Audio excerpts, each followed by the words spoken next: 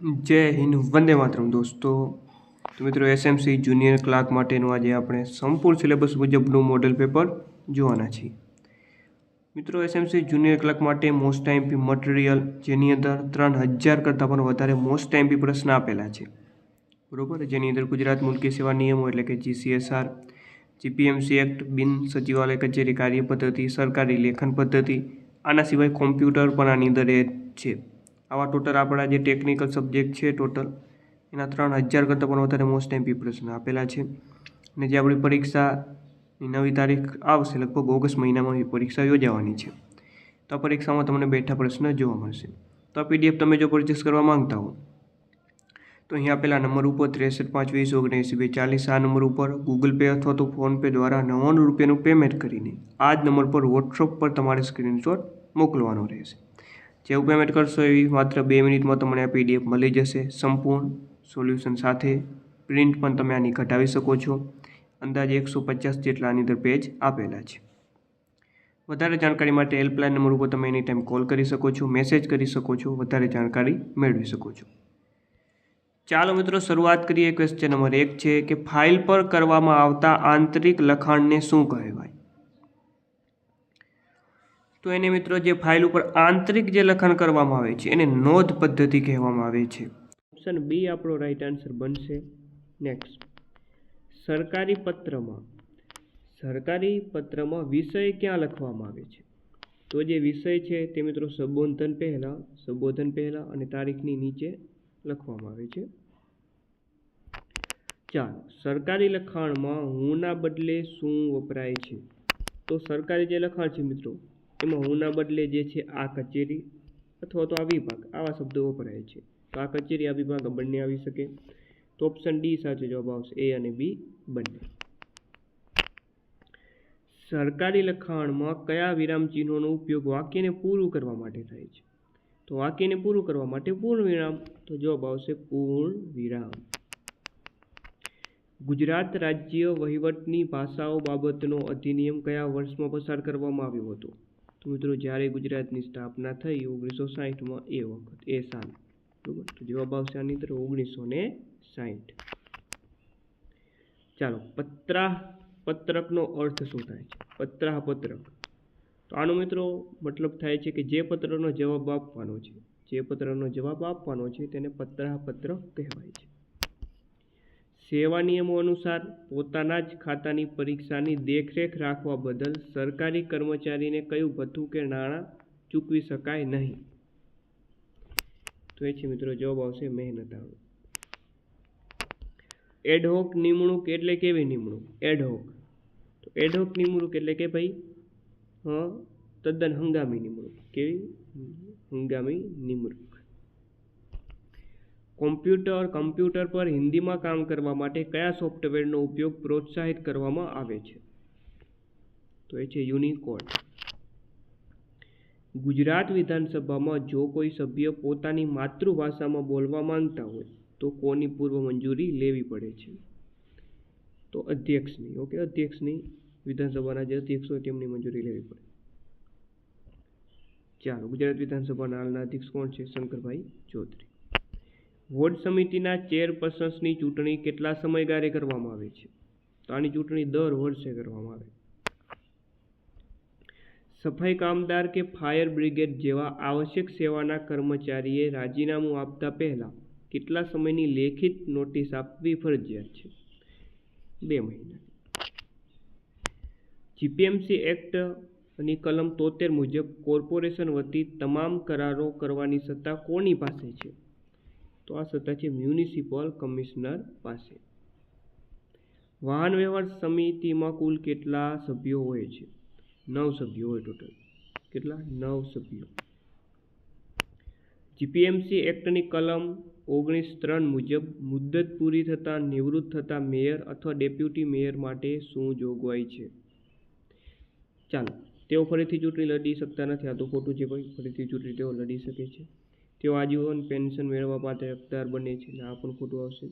તેઓ ફરી ચૂંટણી માટે પાત્ર ગણાય છે. આ સાચું છે. બરાબર, ઓપ્શન સી સાચો જવાબ આવશે.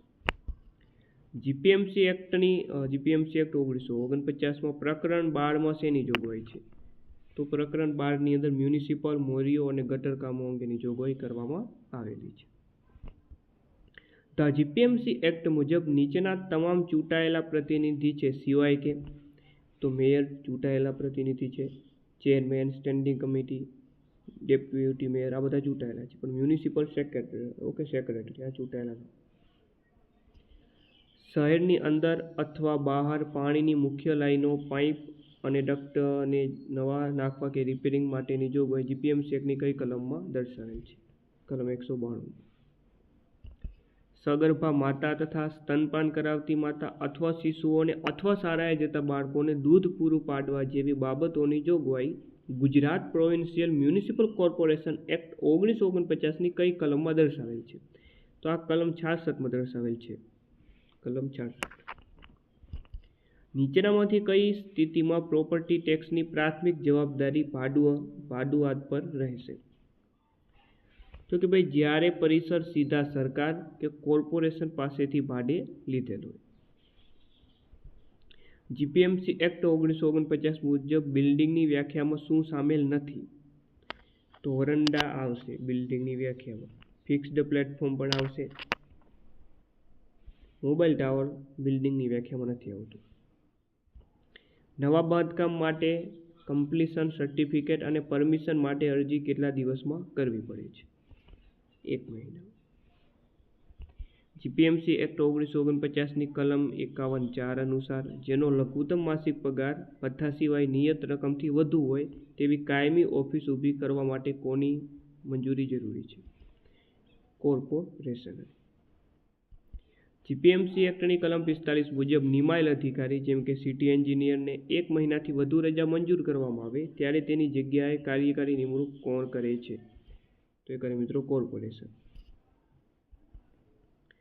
ત્યારબાદ કોર્પોરેટ એરિયાની વ્યાખ્યામાં બહારની કે અંદરની દિવાલ જે વિસ્તાર પર ઊભી હોય તે વિસ્તારને ખાલી જગ્યા કરવામાં આવે, તે વિસ્તારને બાદ કરવામાં આવે છે.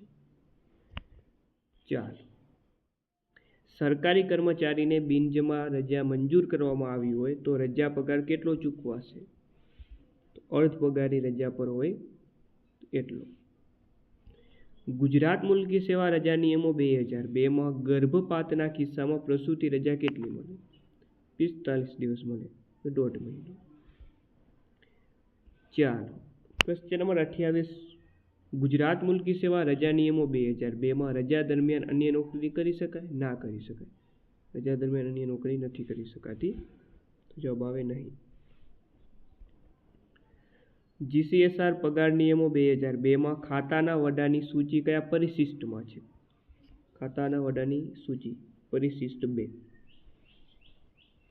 ગુજરાત મુલકી સેવા પેન્શન નિયમો અનુસાર સરકારી કર્મચારીને કેટલા વર્ષની પેન્શન પાત્ર સેવા પૂર્ણ કરે ત્યારે પેન્શન પાત્ર સેવા ચકાસણી પ્રમાણપત્ર મળી શકે? 10 વર્ષની સેવા.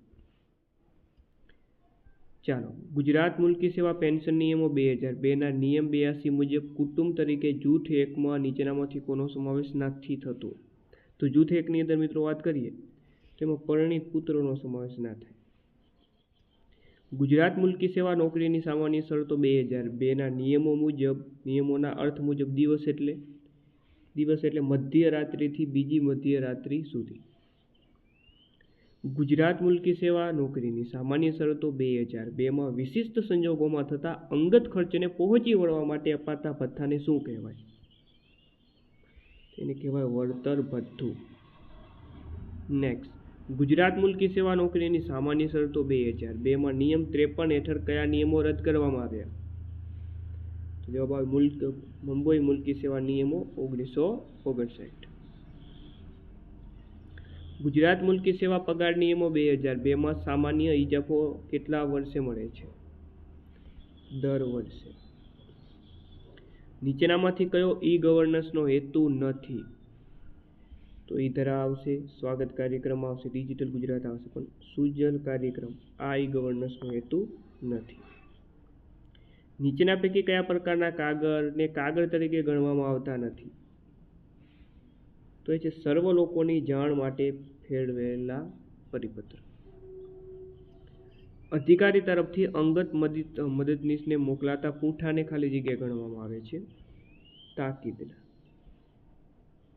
ઘ વર્ગના કાગળો માટે નીચેના વિધાનો ચકાસી. 2 વિધાન આપેલા છે. પહેલું વિધાન છે, આવા કાગળ દફતર ખંડમાં મોકલવામાં આવતા નથી. સાચું છે. આવા કાગળ કારકુને પોતાની પાસે 1 વર્ષ અથવા તે અંગે તપાસ ના થાય ત્યાં સુધી રાખવા પડે. આ પણ સાચું છે. બંને વિધાનો સાચા છે. તો ઓપ્શન સી સાચો જવાબ આવે. વિધાન 1 અને વિધાન 2 બંને સત્ય છે. રવાનગી કારકુને રોજનો ટપાલ ટિકિટ ખર્ચ સરવાળો કરી ક્યાં નોંધવાનો રહે છે? પરિશિષ્ટ 10માં. સ્પીડ પોસ્ટ કરેલા કાગળની પહોંચ કેટલા સમય સુધી જાળવવાની હોય છે? 6 મહિના સુધી. નેક્સ્ટ, કચેરી કાર્ય પદ્ધતિ અનુસાર સામાન્ય રીતે અરજી કરવા બાબતે નીચે મુજબની કેટલા પ્રકારની પ્રક્રિયાને આવરી લઈ અરજીઓ પરત્વે કાર્યવાહી કરવાની રહેશે? 3. કચેરી કાર્ય પદ્ધતિ અનુસાર યાદીમાં કેટલા પ્રસંગો વપરાય છે? યાદીમાં 8 પ્રસંગો વપરાય છે. 8 પ્રસંગો. નોંધ લખતી વખતે નોટિંગ શીટમાં કેટલો હાંસિયો રાખવો પડે છે? તો ચોથા ભાગનો હાંસિયો રાખવો પડે, એટલે કે 1/4. Option C right answer. અર્ધસરકારી જે છે પત્ર લખવા બાબતે દરજ્જાની મર્યાદા શું છે? તો કે ભાઈ જે પોતાના હોદ્દાથી 2 દરજ્જા વધુ ઊંચા અધિકારીને આ પત્ર ના લખી શકાય. ઓપ્શન ડી રાઈટ આન્સર રહેશે. સૌપ્રથમ કોમ્પ્યુટર પ્રોગ્રામ બનાવનાર કોણ હતું? તો એ હતા લેડી એડી ઓગસ્ટા. ઓકે, તેમણે જે છે એનાલિટિક એન્જિનમાં પ્રથમ પ્રોગ્રામ બનાવ્યો હતો. IBMનું પૂરું નામ જણાવવાનું છે. IBMનું ફૂલ ફોર્મ છે ઇન્ટરનેશનલ બિઝનેસ મશીન. કોમ્પ્યુટરની સ્પીડ શેમાં મપાય છે? કોમ્પ્યુટર એની સ્પીડ છે મિત્રો તે MIPSમાં મપાય. માઉસની ક્લિક બદલવા માટે કોનો ઉપયોગ કરવામાં આવે છે? Control panel. IP એડ્રેસ કેટલા બીટ નંબર હોય છે? IP એડ્રેસ 32 બીટનું બનેલું હોય છે. કેટલા? 32 બીટ. ચાલો, તો જવાબ આવે ઓપ્શન ડી. તો મિત્રો આ તો આપણું જૂની કડકનું મોડેલ પેપર. મટીરિયલ પરચેસ કરવા માંગતા હો તો 3000 મોસ્ટ એમપી પ્રશ્ન તમારી પાસે 1 મહિનો છે. 1 મહિનામાં રોજ 100 પ્રશ્નની પ્રેક્ટિસ કરો તો આ 3000 પ્રશ્ન તમારા 1 મહિનામાં થઈ જશે. અને છેલ્લા અઠવાડિયું બાકી હોય એમાં તમે રિવિઝન કરી શકો છો. તો માત્ર 99 રૂપિયામાં પરચેસ તમે કરી શકો છો. પરચેસ કરવા માટે તમારે આ નંબર ઉપર 6352201942 આ નંબર ઉપર 99 રૂપિયાનું પેમેન્ટ કરીને આ જ નંબર પર વોટ્સઅપ પર તમારે સ્ક્રીનશોટ મોકલવાનો રહેશે. જેવો સ્ક્રીનશોટ મોકલશો માત્ર 2 મિનિટમાં તમને સંપૂર્ણ સોલ્યુશન સાથેની પ્રિન્ટેબલ ફોર્મમાં આ PDF પ્રાપ્ત થઈ જશે. ડેમો કોપી જોવા માટે વધારે જાણકારી માટે આ હેલ્પલાઇન નંબર ઉપર તમે કોલ કરી શકો છો અથવા મેસેજ કરી શકો છો. ફરીથી મળી નવા વિડીયો સાથે. જય હિન્દ, જય ભારત.